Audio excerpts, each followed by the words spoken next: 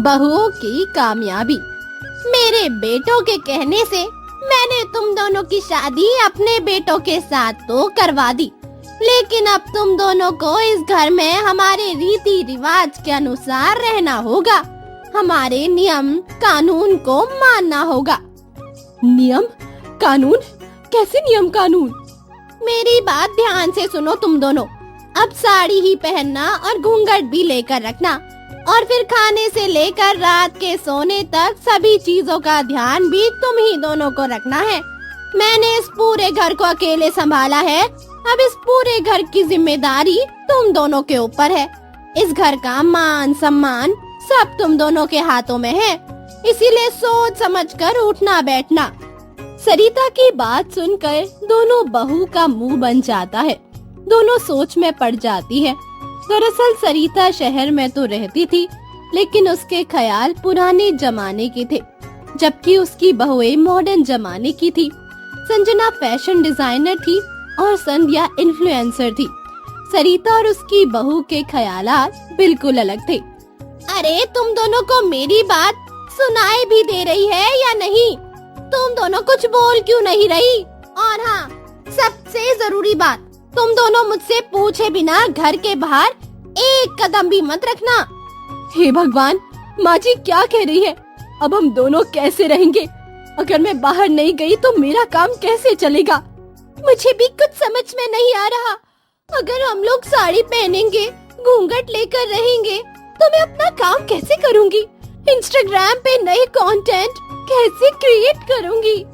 लेकिन अब हम कर भी क्या सकते हैं? अभी के लिए हाँ कह देते हैं, बात की बात में देख लेंगे। हाँ, सही कहा आपने। अरे सांप सूंघ गया या बेहोश हो गई? खड़े खड़े कुछ बोलना भी है या नहीं? जी माँ जी, हम आपके सारे नियम कानून का पालन करने की पूरी तरह से कोशिश करेंगे। जी माँ जी, हमसे जितना हो सकेगा हम उतना ही आपके बातों को मानने की कोशिश करेंगे। इतना कहकर संजना और संध्या अपने अपने कमरे में चली जाती है। अगले दिन पहली रसोई की रस्म थी। मुझे तो कुछ भी बनाना नहीं आता। मैगी और थोड़ी बहुत मॉडर्न डिशेस बना लेती हूँ, लेकिन घर का खाना बनाना नहीं आता। मुझे तो कुछ समझ में नहीं आ रहा, अब क्या करूँ? मैंने तो बचपन में कोई काम नहीं किया, कभी जरूरत ही नहीं पड़ी। दोनों आपस में बात कर रही थी कि तभी किचन में सरिता आती है। क्या हुआ? कितना खाना बना लिया तुम दोनों ने? अब तक रोज सुबह हमारे घर में 9 तक नाश्ता हो जाता है। अभी 8:30 बजे है। 9 बजे तक नाश्ता डाइनिंग टेबल पर चाहिए मुझे। तुम दोनों ने अब तक कुछ भी नहीं बनाया।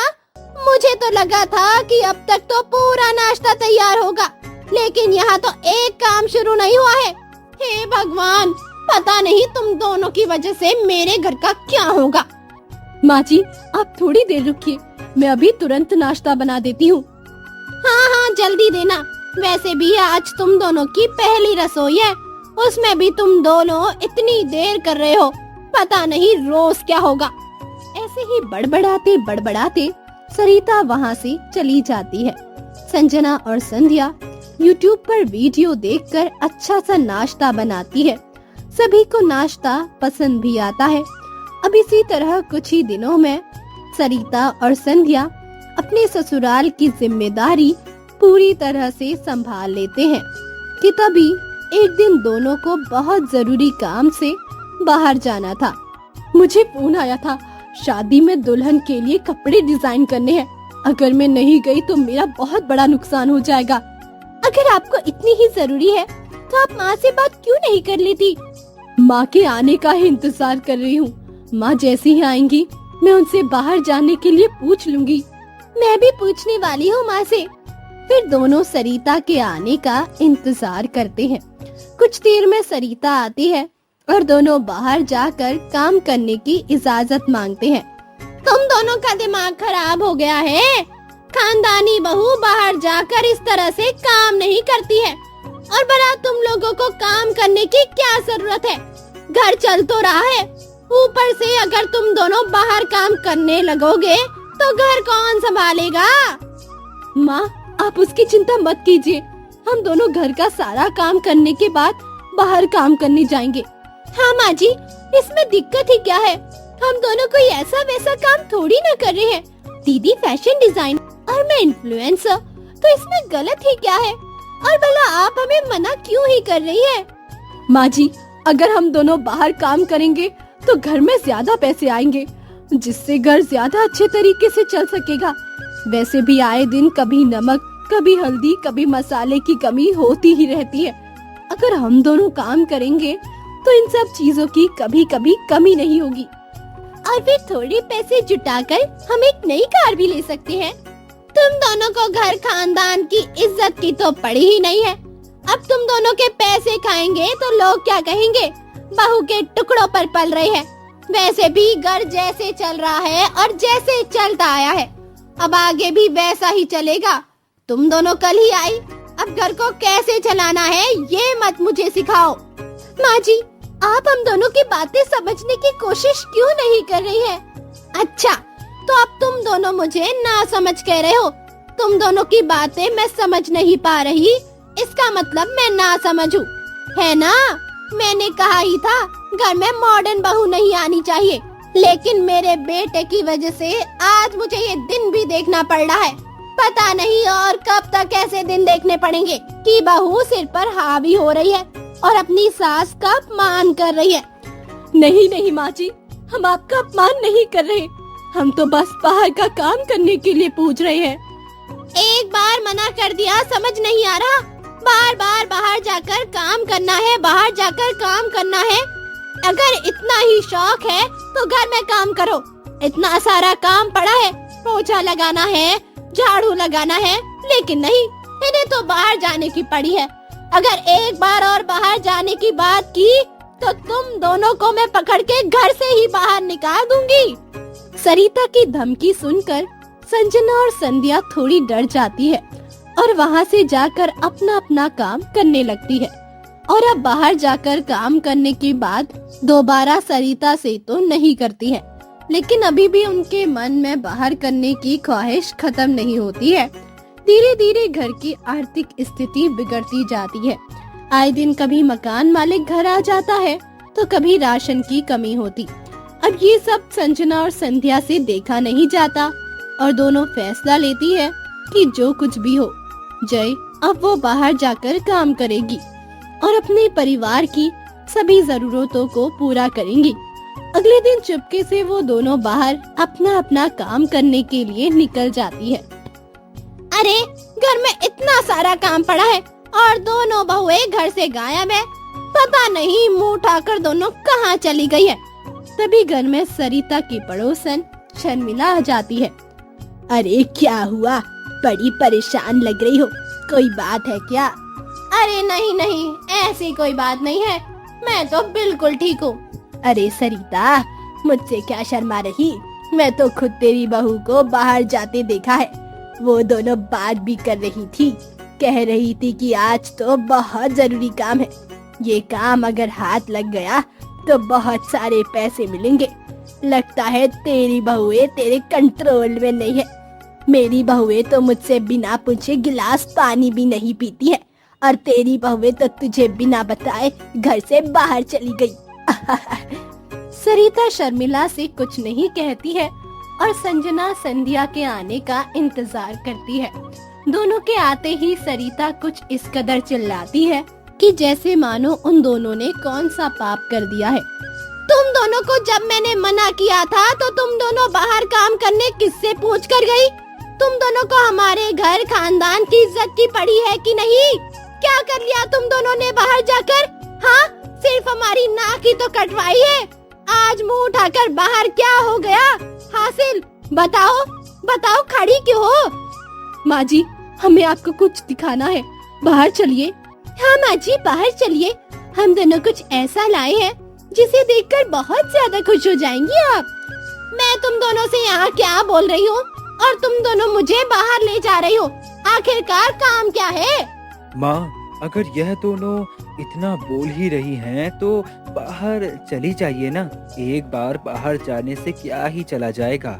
सुमित की बात सुनकर सरिता और सभी परिवार वाले बाहर जाते हैं तो देखते हैं कि बाहर एक बड़ी सी चमचमाती हुई नई कार खड़ी है। अरे, ये कार किसकी है? माँ जी, ये हमारी कार है। आज हमको एडवांस मिला है और उन्हीं पैसों से हमने नई कार खरीदी है और आप सभी को एक और सरप्राइज देना है। चलिए हमारे साथ। सभी लोग कार में बैठकर एक बड़े से बंगले के बाहर उतरते हैं। बंगले को देखकर सभी आश्चर्यचकित हो जाते हैं कि तभी उन्हें पता चलता है कि वो बंगला उनकी बहू ने अपनी कमाई से खरीदा है। सभी लोग बंगले के अंदर जाते हैं।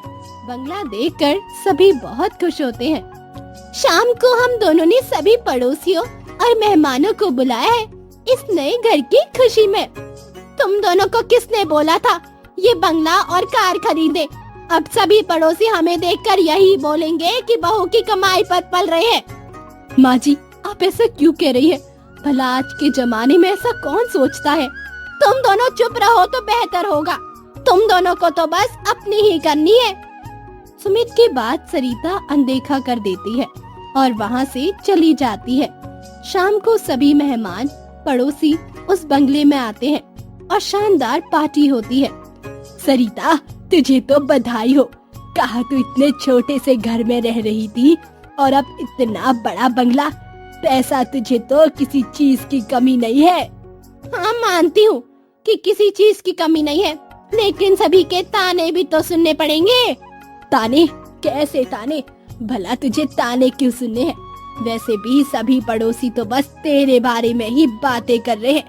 क्या ही बात करते होंगे, ताने ही तो मारते होंगे कि बहू के पैसों पर पल रही है, बहू की कमाई खा रही है। अरे नहीं नहीं सरिता, ऐसा बिल्कुल भी नहीं है। बल्कि सभी लोग तो तेरी बहू की तारीफ करते हैं। और देख, आज तेरी बहू से मिलने, तुझसे मिलने कितने सारे लोग आए हैं। तेरी बहू को बधाइयाँ दे रहे हैं। ये सब तेरी बहू की कामयाबी का नतीजा है। और तू कहाँ पुराने ख्यालात में जी रही है। आजकल के जमाने में कुछ नहीं होता ऐसा। चल पार्टी एंजॉय कर। कुछ देर में पार्टी खत्म हो जाती है। सभी अपने अपने घर चले जाते हैं। सरिता को अपनी गलती का एहसास होता है। मुझसे बहुत बड़ी गलती हो गई बहू। मुझे तुम दोनों को बाहर काम करने से रोकना नहीं चाहिए था।